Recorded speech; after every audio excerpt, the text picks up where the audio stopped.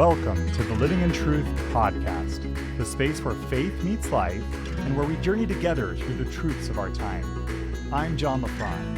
And I'm Ashley Lefrandt, and we're here to dive deep into the teachings of Jesus Christ and the wisdom of modern psychology to create more meaningful, authentic, and loving relationships just as the Savior has taught us. Whether you're a devoted member of the church, someone who's questioning, or simply on a quest for understanding, this is the place for you. Expect heartfelt discussions, thought-provoking topics, and a community that's ready to explore the great and important things of life and faith. So wherever you are, whatever your journey, join us as we discover how these timeless truths can illuminate our paths and enrich our lives. Get ready to be inspired, enlightened, and embraced by a community of believers and seekers alike. This is the Living in Truth podcast. Let's start living today.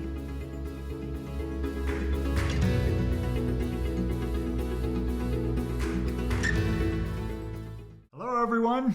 Hi. We're so excited to be with you. It's a great, beautiful, sunny Wednesday. And we're getting ready to go to Disneyland for my 40th birthday, so we're very excited.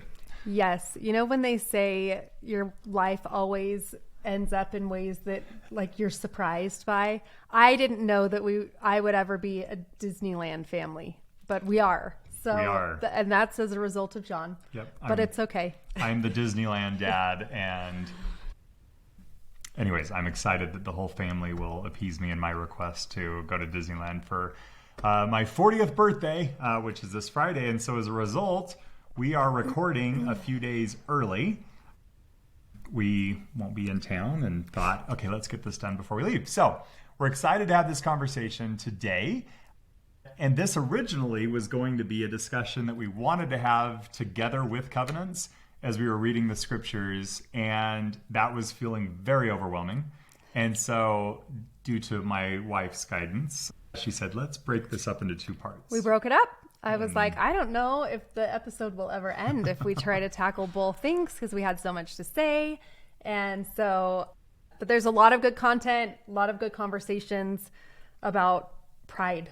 And I think that, yeah, it is on pride. And it is going to carry over, though, from covenants because, well, because the scriptures kind of outlined it, but there is some synergy on those messages. And so we'll kind of tie that in. I think it's been really great to study. And the other cool part I think about this episode is that there will be obviously doctrine, but we do have a fair amount of things in kind of the psychology realm that we want to bring into the conversation that are applicable to all, which would be great. Healthy human behavior. How do we apply this concept of kind of identifying our own pride and getting rid of it in the day-to-day context. So it'll be really good to talk through. Yeah. So how are we going to tackle it? We're going to do scriptures first. Yep. Okay. So we're going to dive into the scriptures. I'm going to kind of lead out on this portion. And it was interesting when we were going through the last episode. Here, I'll bring my mic closer to me. Hopefully that is helpful. When we were preparing for the last episode, and we're still learning how to plan these out together, Ashley says to me, she's like, okay, how about you read the verses and you tell me kind of what, inspires you. And so I went through and I read through everything. And she said, I think we need to talk about covenants. And I said, well, I think we need to talk about pride. So we kind of got two different messages out of it, but it's been so great to go on both ends and to digest those. So we're going to be going back a little bit in time because pride is riddled. The message of pride is riddled through the entire Book of Mormon, but in 2nd Nephi, it's very prominent messaging. And I think that as you looked at the separation between the Nephites and the Lamanites and the paths that they go down, twofold. Obviously, the Lamanites had a lot of pride at that separation, but we also know that the Nephites are going to struggle with pride as well. And there are cycles that exist in the Book of Mormon reading. And I think that when we read from the Book of Mormon and we try to apply these scriptures to our day, it is fascinating to watch and observe the pride cycle repeat in our own lives, but in the world in which we live as well. I think, look, I've only lived 4 decades, so I'm not as old as some, but I think even in my lifetime, our lifetime, as we've seen the pride cycle manifest itself in an economy, for example, and as you're able to see affluence rise and all of a sudden lots of decisions happen and then there's a crash, and it all of us are taken on this pride journey, and we all struggle with it, and there's other elements of it, but I think that this is part of the human experience, and it was for the Lamanites and the Nephites, and it is for us today in our day as well. So there's definitely some tangible things that we can take from the scriptures. So yeah, and as I've been studying and reading it, I feel like one phrase keeps coming to my mind over and over and over, and that is the wrestle with God.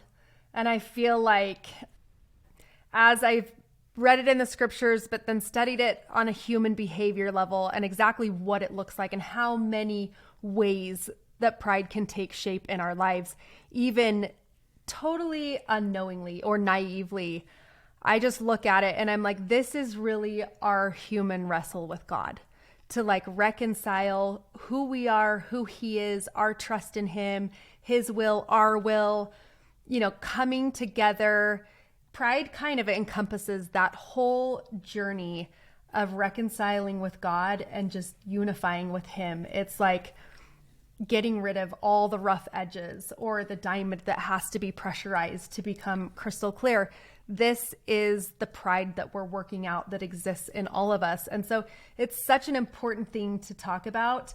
And it's one of those very, very easy things to be able to identify in others, right? And that is true. It is important to be able to identify pride in others. Otherwise, we can fall victim to others. But the flip side of that coin is we have to be able to identify it in ourselves as well in order to really become what we need to. And I would say we know the antidote or the thing that fixes pride is humility. And I think we talk a lot about agency and how much God values agency and how much we do too. And it's this fight and this struggle often for control of our lives. And that's where the pride can come into play, as we want complete and utter control. But it's this careful balance between leaning into God, to our covenants, living and walking by faith and trust, and I can do it my way. And it's this thing that's so fascinating. But I think as we've discussed this subject, not just in preparation for this podcast, but throughout our lives, I'm actually so grateful for it when we identify it in ourselves.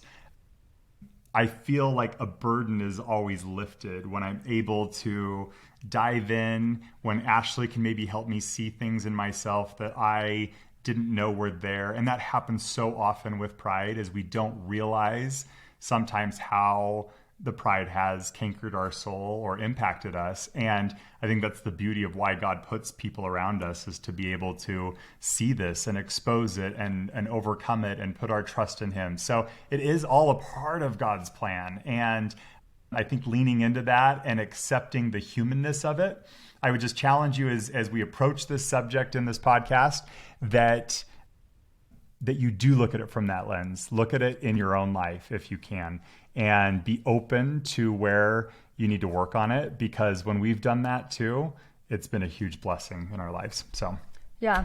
And on that, I will just say, I was going to mark it and say this later, but I'll just say it now. Mm-hmm. I feel like, the proud are notoriously unteachable, right? They tend to think they know everything, or when we're in prideful states, we think we know everything.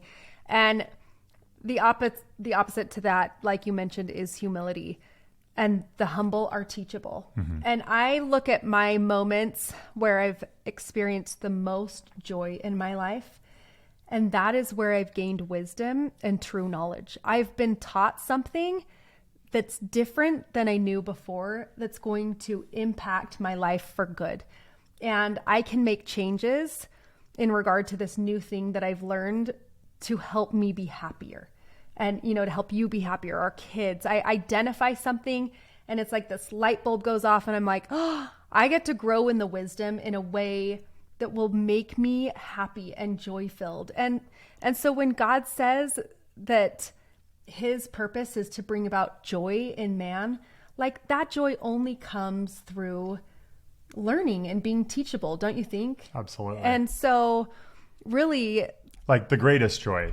yeah. I mean, we've talked about this too, greater than any trip that we've gone on, greater than any amount of money that we've been able to earn or worldly success that's out there. It's those kind of simple truths, and that joy is really where it's that good fruit that is just sweeter than sweet and been such a blessing. And it's sometimes hard to see that or to like strive for it, but when you do taste it, it's really amazing. Yeah, it is. And it bonds us, right? Yeah. Because I think when we lower our pride, what we're doing is connecting ourselves to others and God. Mm-hmm. And so then we have that thing that we long for the very, very most as human beings, which is connection. Yeah. And so there's a lot of upsides to getting rid of this pride, because we get to learn, and it's like we get to learn how to love and be loved and feel connected and have our hearts feel completely full. So it's a really good topic. Yep. Well, good. Well, let's dive into the scriptures for a minute. And where this became, I don't know. I mean, I was writing notes in my scriptures as I was reading it, and this started all the way back in 2 Nephi 9. So we're actually going further back than we did with covenants, but bear with me for just a brief second. So again, to set the stage, this is Jacob. He's been tasked or asked by or called by Nephi to preach about the words of Isaiah, and he is teaching some pretty wonderful messages. Certainly covenants are a part of that. But as you go through in 2 Nephi 9, kind of towards the end there, and I think the first one that we'll read is verse 28 and through verse 30. So he starts off and he says, "Oh, the cunning plan of the evil one. Oh, the vainness and the frailties and the foolishness of men," which I think is interesting as we're teeing up this conversation with pride. Vainness, frailties, and foolishness. Just think of those words as it relates to pride. "When they are learned, they think they are wise, and they hearken not unto the counsel of God. For they set it aside, supposing they know of themselves. Wherefore their wisdom is foolishness, and it profiteth them not, and they shall perish." And in that verse, I think it is fascinating too. Well, here, I'm going to read the second one, because it says, like, to be learned, to have knowledge is not a bad thing. It says, but to be learned is good if they hearken unto the counsels of God. So again, I think even as we've approached this discussion on this Living in Truth podcast, we don't want to go and sway so far over into the science behind psychology and human behavior to the point where we abandon the doctrine. It needs to be that careful balance between the two. But sometimes if we get so caught up in the being learned and wise in the ways of the world that you lose out on that humility. It's been many years now, but we've gone through the internet age and social media, and it's like we've gone down rabbit holes on TikTok where you go on one subject matter and it can just be content being thrown into your brain that a lot of the times is true and it's good and it's knowledge, and other times it's not and it gets a little bit gray. But you can get really puffed up thinking that you know everything and that you don't need God anymore. And that is really something that we need to be aware of. And then it goes into verse 30 and it said, "But woe unto the rich, who are rich as to the things of the world. For because they are rich, they despise the poor, and they persecute the meek, and their hearts are upon their treasures. Wherefore their treasure is their God, and behold, their treasure shall perish with them also." So oftentimes those that are learned as to the things of the world, and they get puffed up in, I did this, I learned this, I accomplished this, that they stop turning to God, and they get riches and they get success as to things of the world, and they can get sidetracked as to the things of God. So this is kind of this big beginning of this discussion on pride and this cunning plan of the evil one that Jacob speaks of, that I think really sets up the framework for this. Any comments on that one before I keep going? No, I really like what you're saying. Oh, good. I'm so glad. Hopefully you all do too. So anyways, he keeps going in chapter 9. It's a little bit of a longer chapter, but I loved what he said here. So if you go down to verse 40, he says, and this continues to it reads a little bit like a prayer, because he talks, anytime he says the word, oh, my beloved brother, and he's reaching out to them, but he also is praising God through that. But in this part, he says, oh, my beloved brethren, give ear to my words. Remember the greatness of the Holy One of Israel. Do not say that I have spoken hard things against you. Well, if someone is saying that you have spoken hard things against you, could that be pride, right? For if ye do, ye will revile against the truth. For I have spoken the words of your Maker. I know that the words of truth are hard against all uncleanness, but the righteous fear them not, for they love the truth and are not shaken. And I felt like that when I read that scripture for the first time. In fact, I put a little heart over love and I underlined truth because it ties. That's really cute. I like that heart over love. He really did do that. But it spoke to me as it relates to this podcast. I feel like we've come to really, really, really love truth, all aspects of truth. And I think that we're striving to be a righteous people. We're imperfect, and that's okay. And we're going to talk about that too, of why that's okay. Yeah, I do want to jump in on this. Yeah. Because I have to say, like, it's been a measure for me of, this whole, the guilty taketh the truth to be hard. And, even Nephi, in his lamenting with his brothers, he talked about that. Like, I'm just trying to tell you the truth, and yet ye say that the things which I say are hard for you to hear. And he's simply saying, I'm just trying to point out the obvious or the truths. And it takes me back to President Nelson when in his October 2022 talk, he challenged us to overcome the world. And one of those things, one of his 4 bullet points was to denounce deception. And when you look at that, like, you're having to point out truths, and that's really hard for people to hear that don't want to hear, and they don't have the humility. Whereas, like, when I go and I look at myself, and there are times that I can hear things and I'm trying so hard. I've been really, really intentionally working on this for a couple years. Like, if somebody tells me that I am something that I don't like, I'm working on stopping and saying, okay, like, why do you feel like that? Or what did I do that's making you feel? Or can you help me see? Or how are you perceiving this? Just question asking rather than immediately going into defense mode. Because I realize when I go into defense mode, there's probably something, like, it's poking my shame a little bit, and I'm just like, no, don't see that part of me. And so when I have the humility to be teachable and self-reflective, I can be like, okay, tell me why you feel that way. And I don't take offense to the things. And I have to say, and I've heard some pretty hard things against you and I. Mm-hmm. And I'm getting better at this. Like, okay, tell me why you feel that way. Yeah. And it actually feels really, really good to analyze, is what this person's saying true about me? Where are they getting that from? And then to evaluate how true it is. And sometimes there's some truth, sometimes it's not true at all. And other times it's just a matter of reconciling different points of views, Yeah. And I think that it's important to, as she mentioned, pay attention to your reaction. When it pokes your shame, that is when defense mechanisms can go up. When you speak in extremes, like as a rebuttal, you always, when you're using the word always, then that usually means that you're trying to do this blanket statement that tries to shut, somebody up, to stop giving the feedback or whatever may be there. These are very human things that happen. We all do it when that shame is poked. But I do love that. And I think that if we approach those things with humility first, look, the things that maybe are said about you may not be true, but it's good to be curious first. Yeah.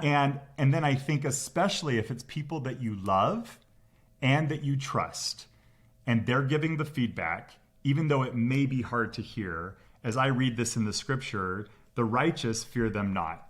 There's no need to fear if Ashley's giving me feedback. If I know that she loves me, that she cares about me, I trust her, then I can have that conversation, and I'm not going to accuse her for saying hard things to me that aren't true. I think that God does put us in families. He puts us in relationships. He puts us in marriages for us to be able to work out these rough edges about ourselves, but pay very close attention to what happens inside you when that happens. Whether the statement that is being said is true or false, it's still important to listen and focus on how you react. Yeah. And I'm a big fan of Dr. Jordan Peterson.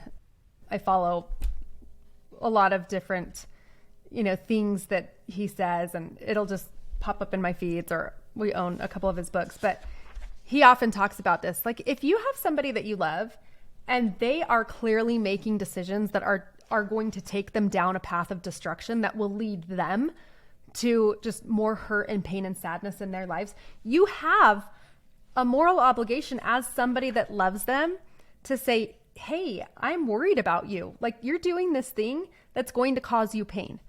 And yet we kind of live in this society where it's just like, don't say anything to anybody else, mind your own business. And it's like anything, that does apply too sometimes. Sometimes it's like, no, don't say anything, that really isn't your business. But we have to evaluate, okay, like, am I going to, is this a moment where I can give this person some feedback about where they're going? And, there have been times that I have done this, and I've tried to say to people when I have done this, you don't have to agree with me. I just want to let you know where I'm viewing this from. I don't have to be right. And it's interesting because there are some who will say, I can see that, thank you. And others are like, how could you say that? Yeah. And some who will say, I can see why you think that. This is how I feel.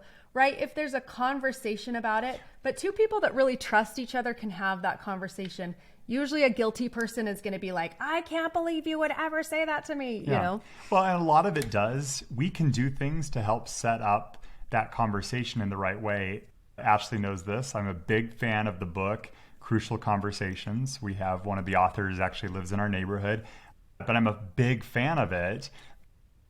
And I think that it's important to always check your motives with that. When we have to give feedback to friends, family, coworkers, employees, neighbors, whatever the case may be, in that book and with the framework of Crucial Conversations, it says to start with heart.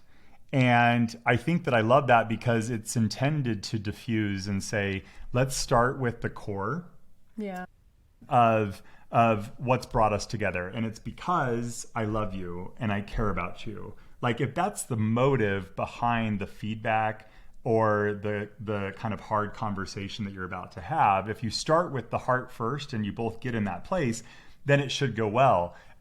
But sometimes it doesn't. And I think even if you have the best of intentions, that's where sometimes those that are truly prideful will just take that and they will fly off the rails, with that feedback. And it's like that's not a you problem. That's a them problem. Yeah. And that you can do everything you can to prepare sometimes for it.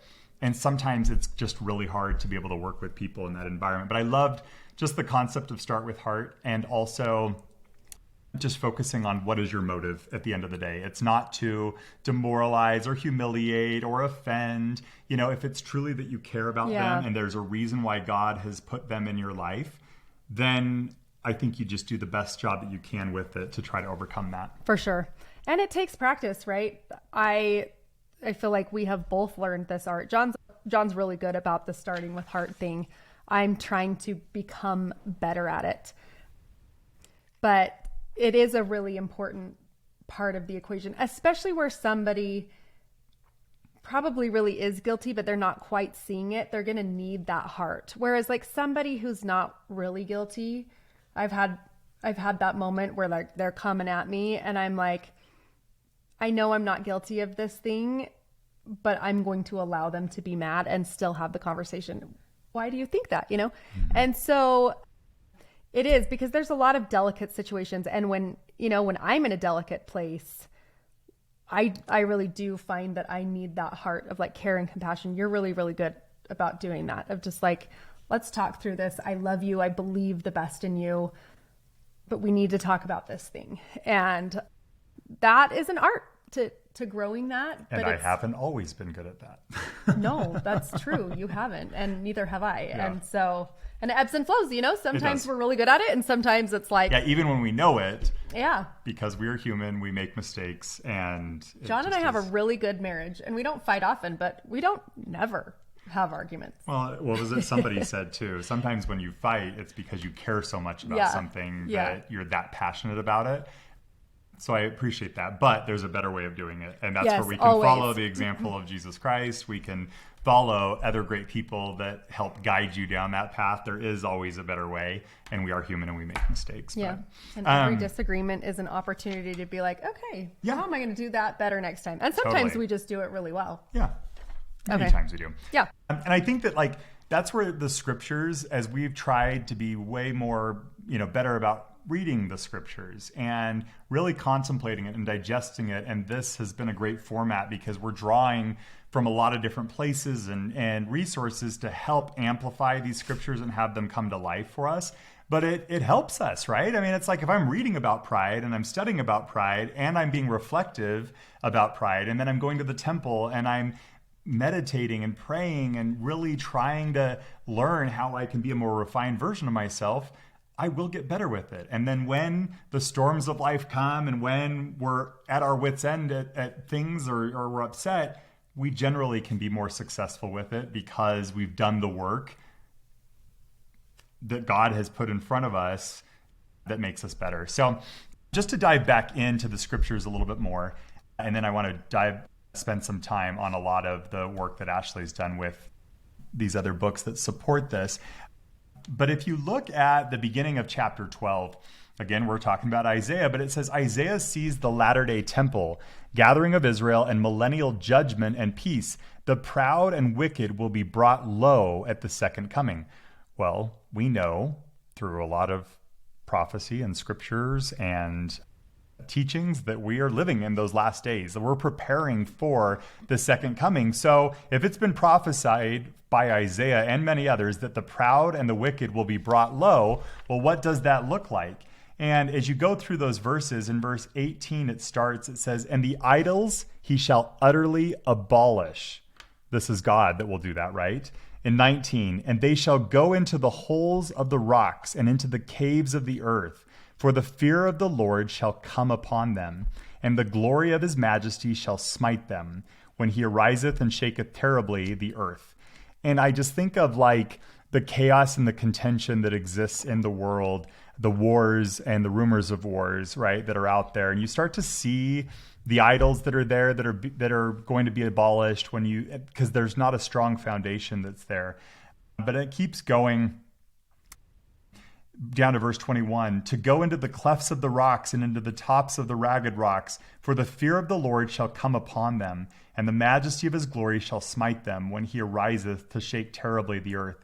Cease ye from man, whose breathe in his nostrils, for wherein he is to be accounted of. Anyways, it goes through that portion of it, and look, we're speaking in Isaiah terms. It's not talking about malls or the internet, but I think that we can apply this and see that pride causes the downfall of the, quote, as it says in here, the lofty and the haughty and the, these words that are there. And it's just something that we need to be aware of if we're living in the latter days.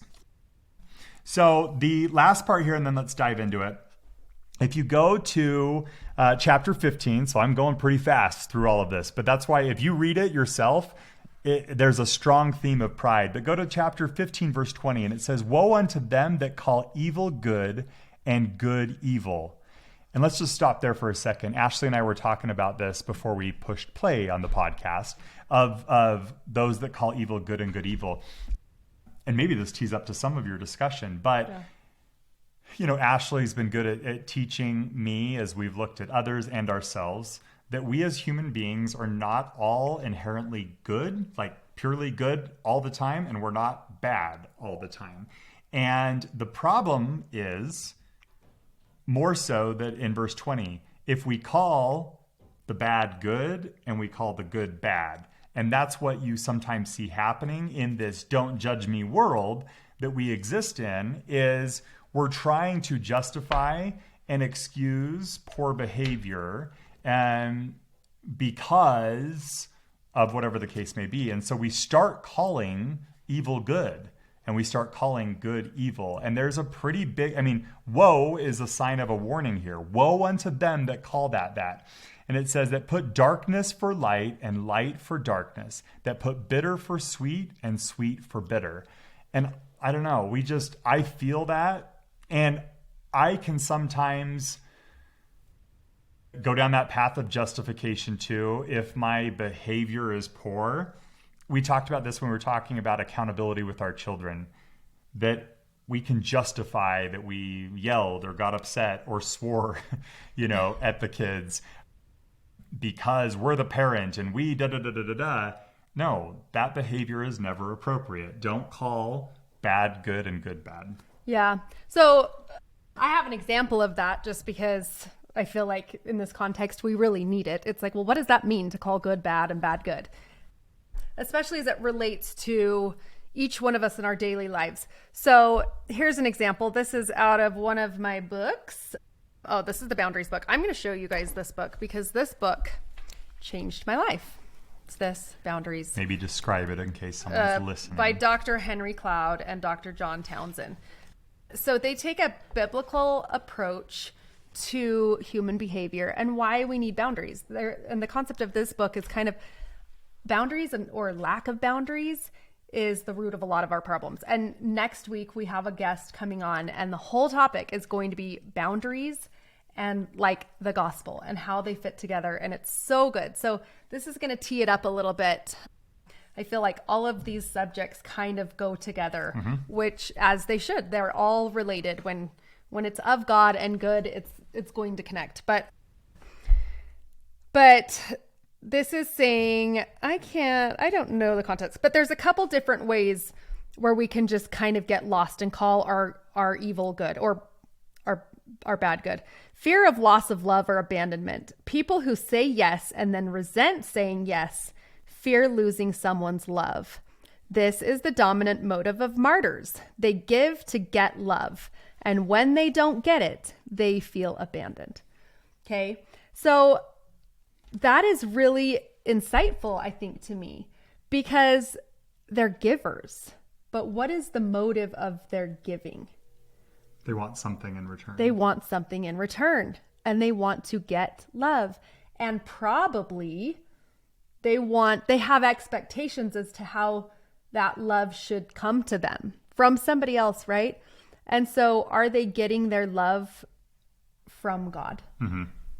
No, they're not. And so you can use really good deeds to do for like bad motives. And that motive harms no one but ourselves, right? Yeah. If my neighbor brings me dinner when I'm sick, but she's really doing it because she's trying to get me to be sympathetic to her cause next week, but then she's resentful that I'm not stepping up. Like, she's only harming herself. Yeah. And so we need to watch these behaviors because they're destructive to ourselves. Another one is fear of another's anger. Because of old hurts or poor boundaries, some people can't stand for anyone to be mad at them. And so they don't advocate for themselves or speak their needs because they fear the anger of another. They can't tolerate it. Again, because they aren't filled with the love of God. Yeah. So it's like they're putting their reliance on the arm of flesh, and it's, what can I get from man? And so if man takes that from me, I can't survive, right? Yeah. Another is fear of loneliness. Some people give in to others because they feel that they will win love and end their loneliness. So again, when you go through these, you just start to see paying attention to our motives is so important. And when I learned that, I feel like everything about me changed. Everything changed in regards to how I interact with you, how I parent our children. I'm constantly asking myself, why do I want my child to do this? Why am I going to say or react to this? Even if like the kids are like just anything, when they ask me for something, if they're being critical of me, or maybe if they're trying to joke with me, or like, I tend to evaluate my interactions with them way more of like, what is my motive here? Am I trying to control them? Am I actually seeking for their love and approval in a way that I shouldn't be, that's putting pressure and expectation on them? Mm-hmm. You know, and that's not fair. Like, I'm the parent, I'm the adult in the relationship. Their job is not to fulfill me. Yeah. So if I'm using our children for that, yes, that's a really damning sin on my part that's going to harm our children. Yeah. And so, but you know, you can disguise that and just say, well, no, I want you to come out on Friday night because it's family night and that's just what we do. And it's important for you to follow the rules. And, you know, I can justify my motives of wanting the kids to just needing connection from them by saying they're good when maybe they're not. Yeah. And so, yeah, when you were bringing this up, I think that it was something that I had prepared for the covenant discussion that I never got to, but it brings up a really good point, and we kind of go back to love. And when you think of love, I think of the great commandments: thou shalt love the Lord thy God, right, with all thy heart, might, mind, and strength. But then the second commandment is like unto it, that we should love thy neighbor as thyself. And sometimes we forget that first commandment of loving God and what that looks like. And I also think of the commandment to be one.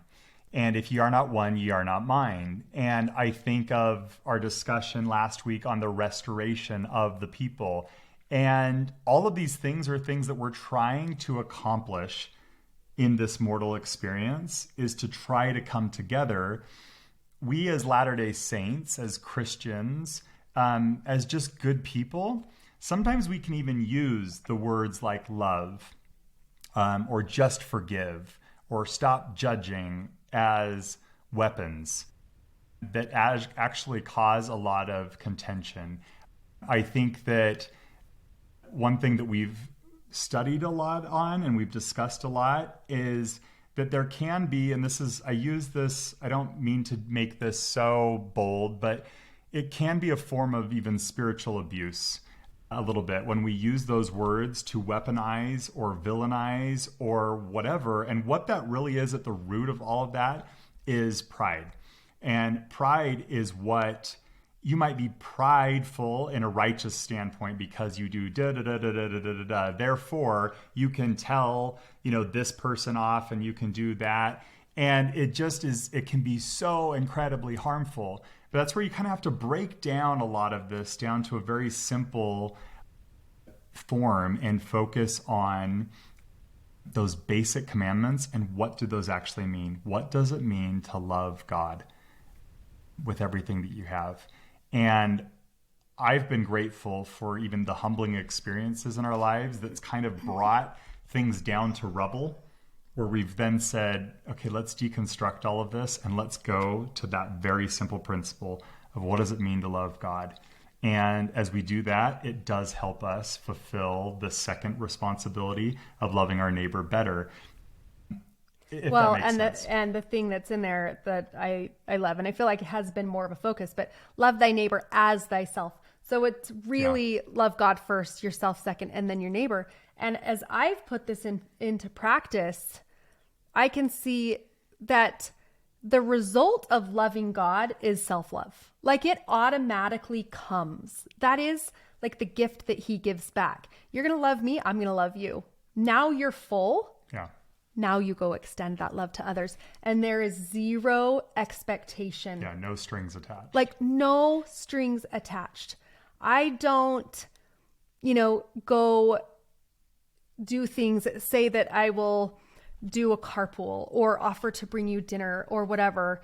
and then hang it over your hang head. it, or even in my own head be like, oh, now I need this thing and they're not showing up for me, and I do this thing for them all the time. All and, I do for them, I know, do this and this and this and this. And sometimes you're doing this, this, and this, not because they needed it, but it was because you wanted something in return. And when that is your motive, or sometimes, then you got to check yourself. Sometimes we really are giving genuinely, but then we have those moments where we suddenly need something and we'd like for that person to give it. We justify. And then we're like, I can't believe that they're not doing this. I do so much for them, and I've caught myself in that position many times because I'm still very human. And I'm like, oh, no, I can't go down that path. Mm-hmm. That person didn't sign up for me to do this nice thing for them so that then they would have a secret obligation to do this thing for me. Well, and oftentimes it's not even communicated. Well, right. It's which just is why like it's secret. It's just in my own head. Yeah, you have these expectations of somebody, but you're not even communicating it. And then you hold and you harbor this resentment and this anger, and you get all puffed up and you're prideful and you justify. And you just got to be so mindful if you have those feelings in your heart, regardless of the situation or what others have done or not done. Just keep that in check. And we're going to go through President Benson's talk on pride here in a minute. And it is so good, but I will just point that out. He says that the root of pride, it can be clouded in like selfishness and arrogance and deceitfulness, but the root of it is enmity. Mm-hmm. And that's kind of like that, like competitive hatred, Well, here, I'll read it from that. Okay. So we dove back into President Benson's talk on Beware of Pride. If you've read it before, read it again after this discussion because it's so applicable. It's so good. For yourselves. And yes, you can see this a little bit in others too. But he says this. He says, most of us think of pride as self-centeredness, conceit, boastfulness, arrogance, or haughtiness. All of these are elements of the sin, but the heart or core is still missing. The central feature of pride is enmity toward God and enmity toward our fellow men. Enmity means hatred towards, hostility to, or a state of opposition. It is the power by which Satan wishes to reign over us.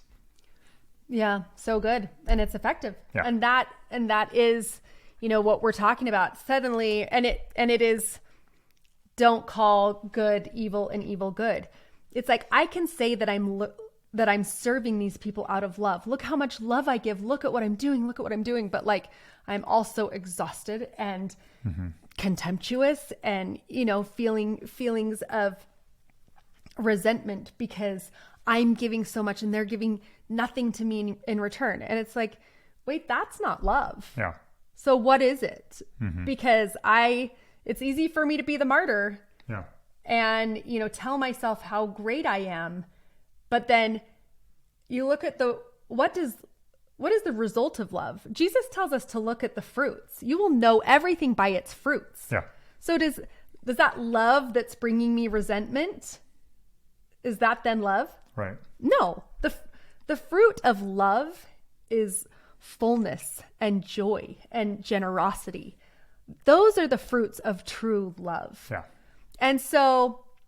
And I even think sometimes we do this, like there's kind of a needy person in our lives maybe, and we just give and give and give. And this person is kind of exhausting us to the point where it is depleting us. Like, but I don't feel like I can say no. And so I'm kind of resentful, but like, I love this person. So I keep going.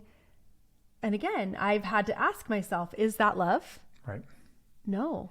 Like maybe like when I'm truly the hands of God and I'm serving in love, I'm always going to be filled with a sense of fullness, joy, gratitude, peace. I'm grateful I had the opportunity.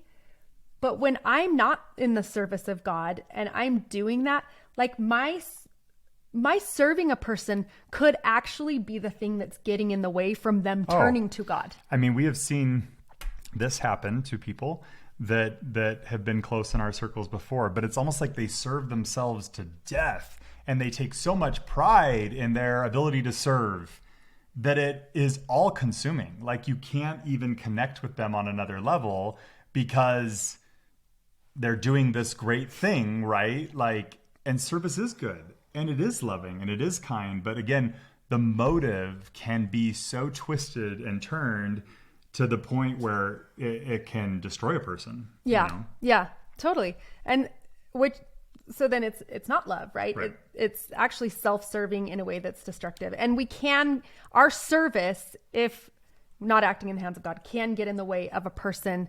It's enabling somebody, right? What was in a way that they really need to be turning to God for help. This might be a pivot, but what was the talk that Elder Uchtdorf gave about the quilt with Relief Society?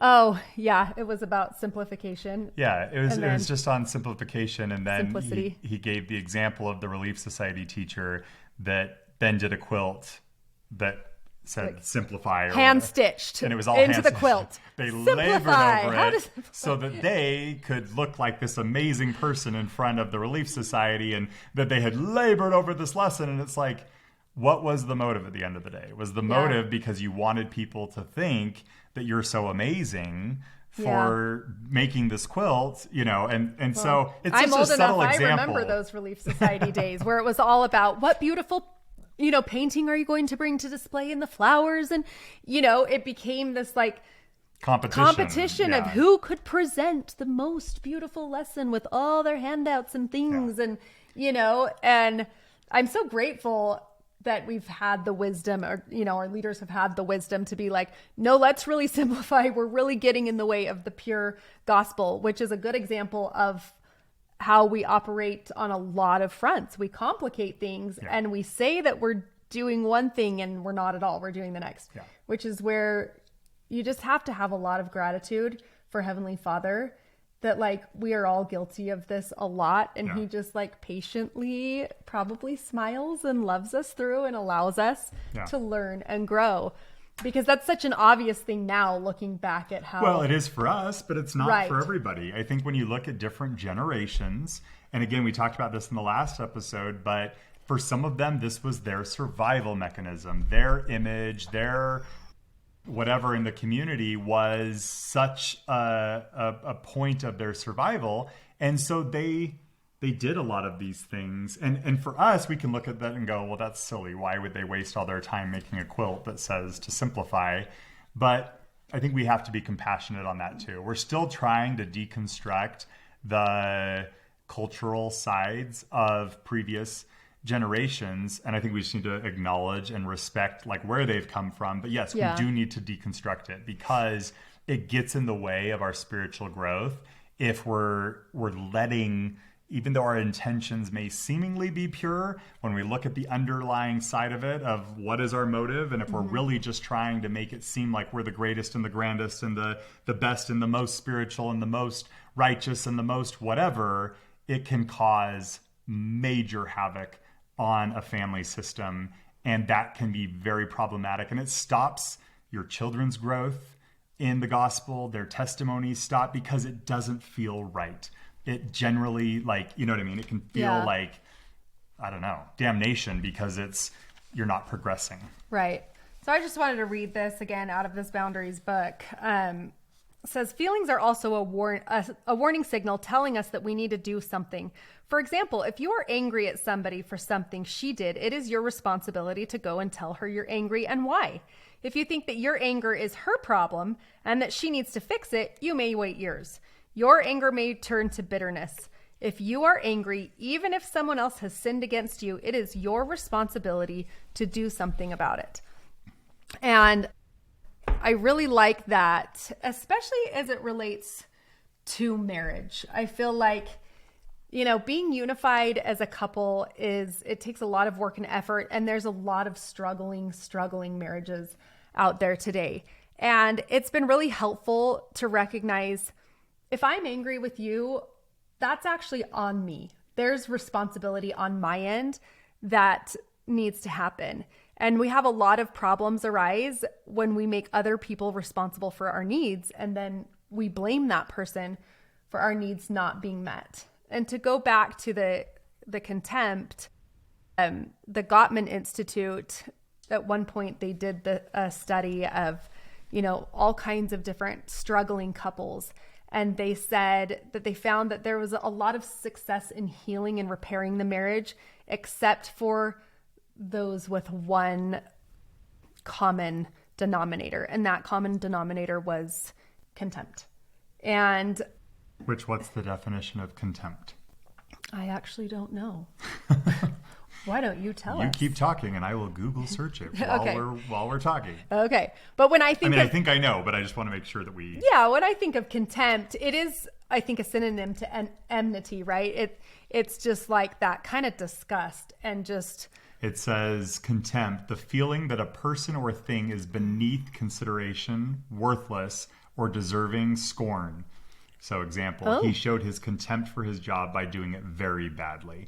So it's almost like you're doing something to spite someone else, or, it's out of vengeance, I think, a little bit. So the synonyms are scorn, disdain, disrespect, depreciation, disparagement, denigration, neglect. Yeah. It's disrespect, disregard.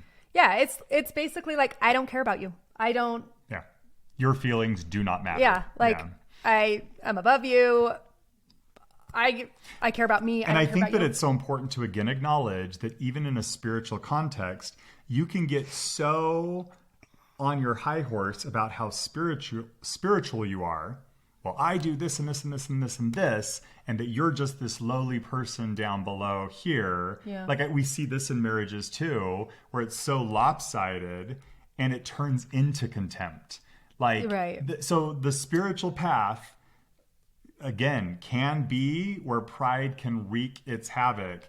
It's not, does that make sense? Yeah, I think becomes it's important the to acknowledge Achilles that. heel, Yeah. I think, of somebody who's quote unquote righteous against the sinner. Yeah. Like the pride of our righteousness becomes our Achilles heel. Yeah. And that's why we have this project of living in truth, because I think if you can just acknowledge truth and we can get more comfortable with being truthful about our flaws, our weaknesses, getting feedback from one another.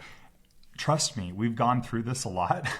Ash and I have, and we've gotten better and better and better at it with each other, to the point where as early as last week, Ashley brought something to the table and maybe made a few accusations, right? Like that I was able to respond and express like where I was at. But we were able to diffuse the situation really, really fast. I think because we sought to understand one another and we wanted to be as truthful and honest as we could with one another. And that brought the tension back down. Yeah. And I have to say that like doing that took some bravery, because I'm trying to put all these things into practice. And to John, they felt like accusations, and that's fair. To me, it just felt like this is how I'm feeling. Yeah. But I did say at the beginning too, I said, thank you for sharing that. It's important that you express how it feels to you, how you experienced And of course it wasn't his intent. Right. But did it open your eyes a little bit? For sure. Yeah. So it's like there was give and take on both sides of like, oh, this is how this is making me feel. He's like, oh, that's not my intention. And I'm like, I know that, but it's still how it's making me feel. And I need to be able to vocalize that. Even though I actually know that you wouldn't intentionally make me feel that way, your action was making me feel that way. And it wasn't one of those situations where I could just get over it. There are other times where I choose to be like, is this something that I need to bring up? You know what? I don't think so. But then sometimes it's like, no, I actually need to talk through this. And so it's that being able to give voice to my feelings. And I was really, really grateful that you were able to just receive it and say, oh yeah, that's not my intention. And I'm like, I actually know that, but like, let's find the discrepancy and settle it. And we've been able to, which is really good. But so even like, I just wanted to say in a marriage, it can happen where you have one person that's doing really, really egregious things that are hurting the marriage really, really bad. And there's, lies and deceit and, with all kinds of addictions, those things come. And so you could be a spouse that's not addicted, dealing with an addicted spouse. And I think sometimes the fear lies in like, well, if I stand up against this, it might cost me everything. Yeah. And so like, Is it easier to just say, I'll shoulder the burden, I'll be righteous enough for us both, I'll take on the responsibility for the kids, I'll do this because I'm actually too scared to do what the thing might do to address the problem that this is. I don't know what's going to cost me and I'm scared. And so, but when we trust God and we go to him and say, okay, I'll do anything you want me to do, but I can see myself, like, this is a person I love. They're in trouble. Mm-hmm. I can see myself getting angry and contentious, and I'm feeling so much anger in my heart all the time. And that is actually mine to take care of. I know that. How, Heavenly Father, do you want me to take care of this? And, you know, it could be a million different ways. And I don't mean to speak on a subject that I don't really have a lot of experience, because I don't there. And so, but the point is more when we're feeling that anger in our hearts, justifiably so, it is always our responsibility to take care of it. And I would say, go to God and ask him.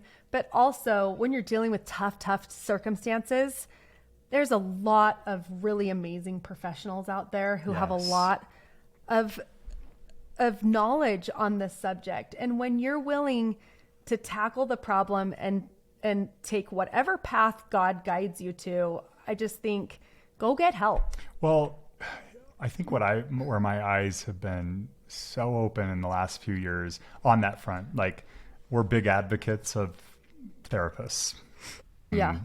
We've both seen therapists many times over our life at different periods in our life and for various reasons. But the reason why I think that it's so good is because when you think of even the word psychology, and we've brought this up before, but it really is the study of human behavior. And we as humans, even though we think that we are almost smarter than ourselves, if that makes sense, like that we don't need someone to tell us how, like, once you study it more, and when you work with experts that and professionals that have studied this, it really comes down to a science. Like, people's behavior is done in such a way. So, like, let's take an example of addiction, whether it be alcohol, substances, pornography, food, whatever the case may be. There is usually an underlying cause there. And I think sometimes we try to fix the problem by just addressing the symptom without getting down to the root cause of a lot of what's there. And so that's why we are such advocates of it. Again, we can get on our high horse about why somebody does X, Y, and Z behavior, but you got to get down to the root. And especially in family relationships, I think that if you don't have that ability, if you and I didn't have the ability to communicate with each other, and then it escalated to a place of where we had feelings of contempt, that feeling has got to be so suffocating that to just even live with yourself, what things do you turn to numb your feelings and to numb your ability to even exist in that relationship? I don't know. I'm just trying to illustrate that that's been the biggest aha for me. That, you think that, let's just send somebody to a detox center and they just need to stop taking the drug. And then once they're clean, they're going to be healed. Yeah. What I think we've learned is, no, if you don't go to the reason why they turn to that drug or that alcohol or that pornography or whatever the case may be. Or even that defensiveness Yeah. when you try to bring something up. Like, it doesn't have to be substance abuse thing. It's just whatever is getting in the way of you being able to communicate that will help you and keep you growing as a couple. Can I put you on the spot and just tell you? Okay, you can say no. Okay. But I just think to illustrate this, it's so good. But tell about your math teacher, Mr. Torga, and what he did and the effect that it had on you. And like you having to go back to that place in time to kind of work out. I'm sorry, Mr. Torga, I don't think you'll ever listen to this, but if you're listening, I shouldn't have called you by name. Oh, that's fine. Well, and how are you wanting me to tie that in? Well, just more like you were an achiever. Yeah. You're a little bit of a perfectionist. Yeah.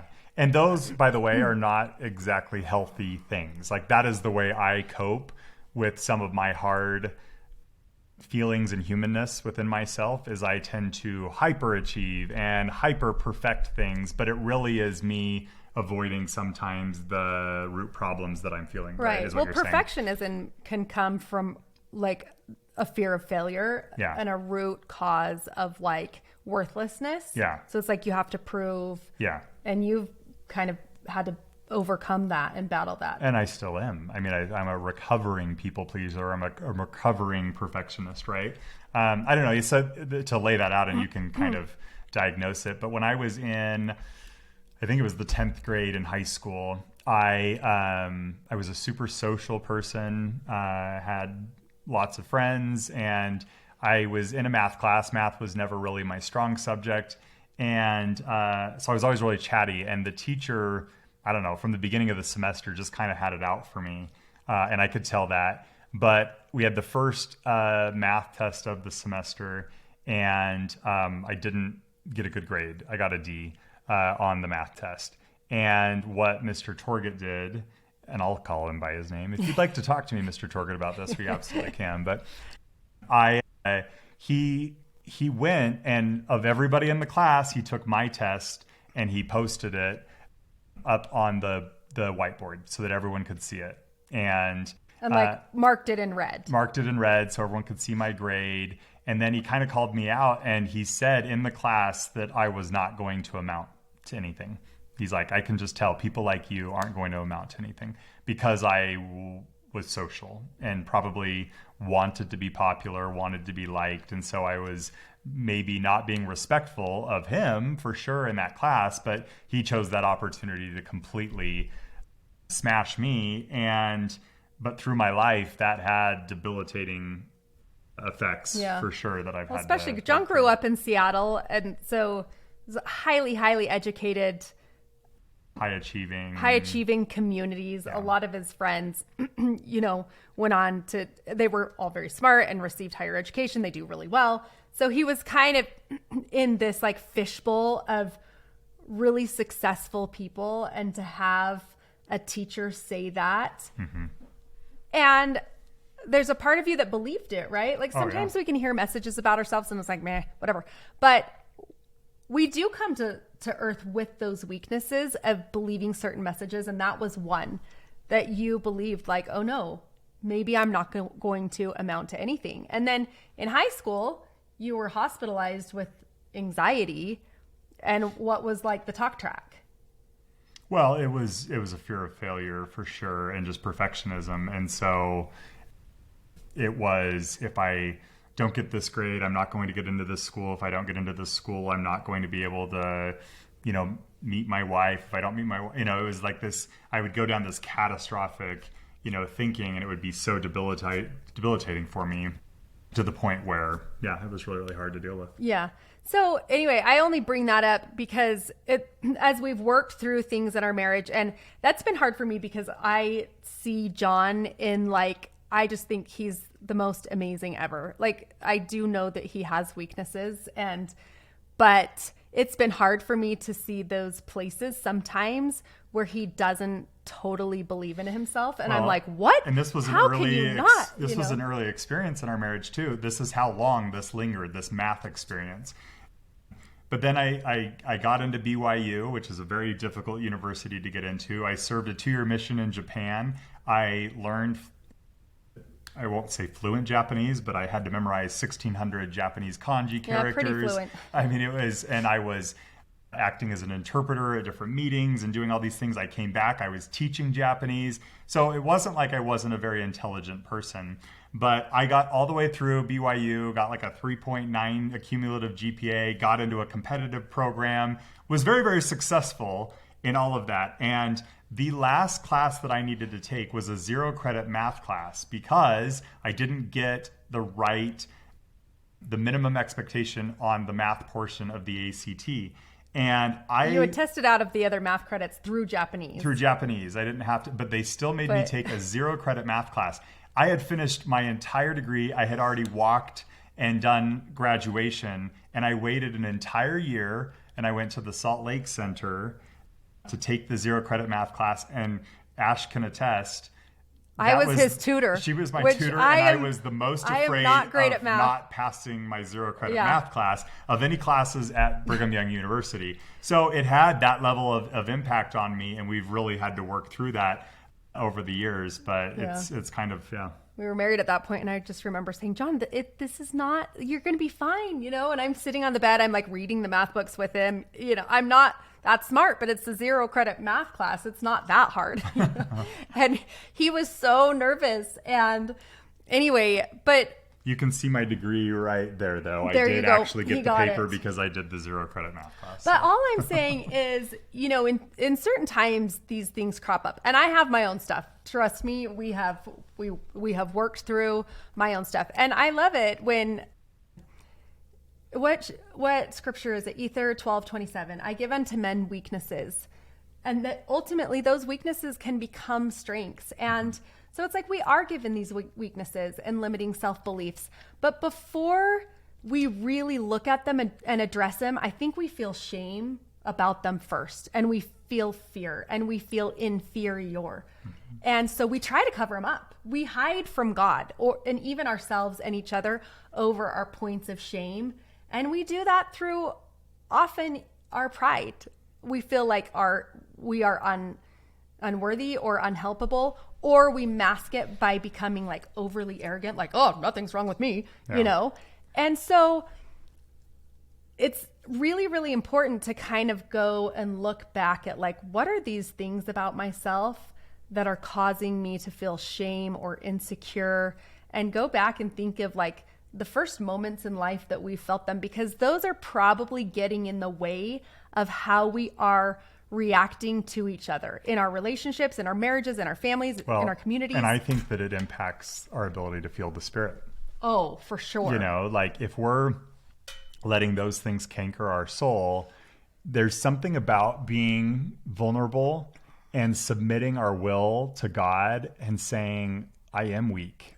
I am not good at math, you know, but please help me and teach me and help make this weakness a strength. It's that ability to be able to submit is what then allows the Spirit to come in and to teach, that then allows us to connect, which, going back to the great commandments, it's us turning to God and showing our love to Him. Then we have love for ourselves, and then we're able to purely give love to others with no strings attached, and to say, I love you, I'm serving, I'm helping, how can I be there for you? And I'm not going to hold this against you, and I'm not going to make you do tit for tat with me, or whatever the case may be. That is the pureness of the gospel of Jesus Christ. That is love. That is truth. Yeah. That's really good. We could just end right there. No, we have more to talk about. We do, but we actually have already been going for an hour and 6 minutes. So okay. Well, I just wanted to read this portion, and maybe this will just act as a teaser. And if this motivates you to go get President Benson's talk on Beware of Pride, then that will be worth reading this to just kind of finish up. Yeah. But he says this, he says, pride is a sin that can readily be seen in others, but is rarely admitted in ourselves. Most of us consider pride to be a sin of those on the top, such as the rich and the learned, looking down at the rest of us. There is, however, a far more common ailment among us, and that is pride from the bottom looking up. It is manifest in so many ways, such as fault-finding, gossiping, backbiting, murmuring, living beyond our means, envying, coveting, withholding gratitude and praise that might lift another, and being unforgiving and jealous. And then he says, if you succeed, I am a failure. Pride limits or stops progression. Pride is a damning sin in the true sense of the word. It limits or stops progression. The proud are not easily taught. They won't change their minds to accept truths, because to do so implies that they have been wrong. So that's a lot. Yeah, it is. When you read that. And I think that we can all, if we can truly be reflective, can find those moments when we're envying or we're coveting. Last night I went to a dinner that a friend put on, and it had a professional here in the Valley that in a 5-year period of time grew a startup company from zero to they sold it for $2.5 billion. And he was there, and this is not knocking on him. This is me reflecting on myself and my feelings. I told my friend afterwards, he said, "How did you like the night?" And I said, "It was awesome." I said, "I was simultaneously motivated and inspired and also felt worthless, and like I have accomplished nothing in my life." And that had nothing to do with the individual that had seen the success and everything to do with my own pride that was being poked, because in my mind it was, if he succeeded, I was a failure. If he was able to do that in 5 years and my business wasn't, then I was somehow less than. And it, it's easy to go down the coveting route. And, now he's set for life and he's able to not have to work and he can go on these great trips with his family or whatever the case may be.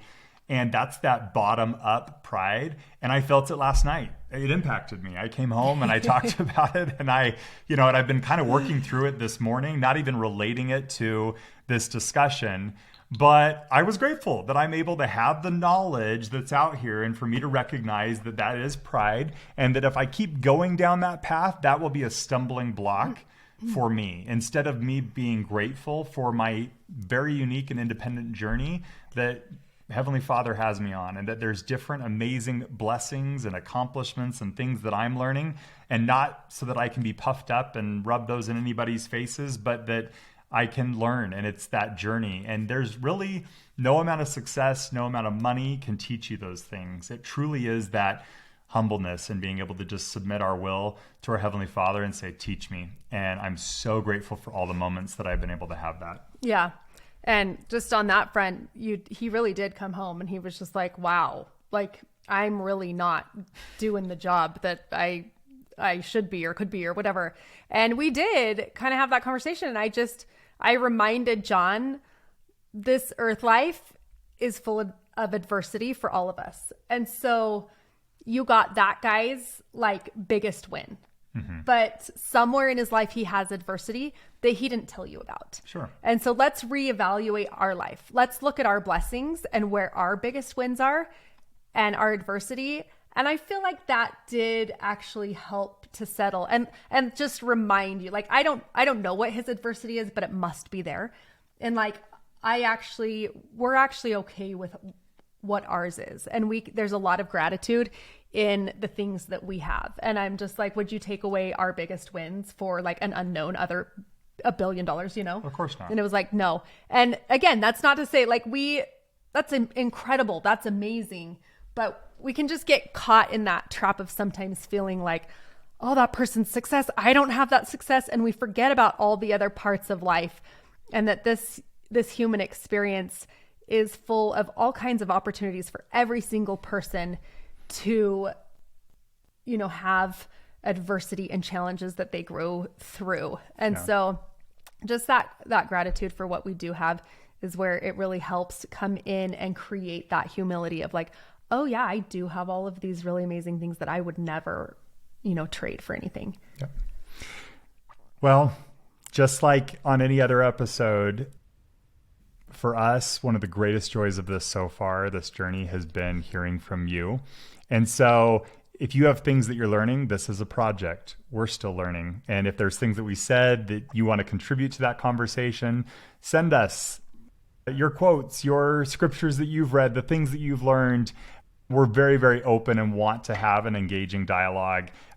And Ash said this in the very first episode, that she hopes that we'll look back on this 5 years from now and say, gosh, we only understood this on this simple of a level, and that we've been able to expand our learning. That's really the core of what a lot of this is. So thank you so much for those of you that have already done that. It's been a massive blessing in our lives. We're learning so much through this process. It's just like teaching a lesson. Sometimes the teacher gets even more than the person that they're teaching. And that's definitely been the case for us. So it's been a tremendous joy.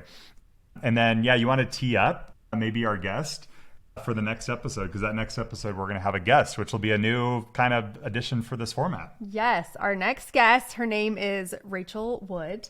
and she is a life coach, but she's also actually in school getting her master's to become a psychologist. But she is amazing. She has taught me so much about boundaries and Jesus and how they work together. And I have been telling her for months and months and months, I'm going to start a podcast. And when I do, I want you to come on, because she kind of helped me have a paradigm shift over the way I was seeing a lot of things. And you will hear me use that phrase all the time, because at one point I started praying for a paradigm shift, and I've learned that it is actually really, really helpful. Like when Heavenly Father is not giving you the answers you think you want, to then ask for a paradigm shift is very effective. So try it. Rachel's been a blessing to me and an answer to my prayer in that way, of where like I needed to see and understand something differently, and the burden didn't change, but my understanding of it changed, and everything about the situation changed. And so we're so excited to have her on. You are going to love her. And she's like fun and spunky and hysterical and much more entertaining actually than I am. So, and I'm excited to meet her in person. Sean's I haven't never had met that yet. But yeah, we're super excited about that. She's one of those people that has blessed our lives tremendously. We had some person once that said, show me in the scriptures where Christ talks about boundaries. And there's a lot that's in there. So we're going to be able to bring that to the table and show how this can be a tremendous blessing in your life, as it has been for us. But that's all we got for this episode. Thanks so much for tuning in, and we will talk to you soon. Hey, take care. See you next time.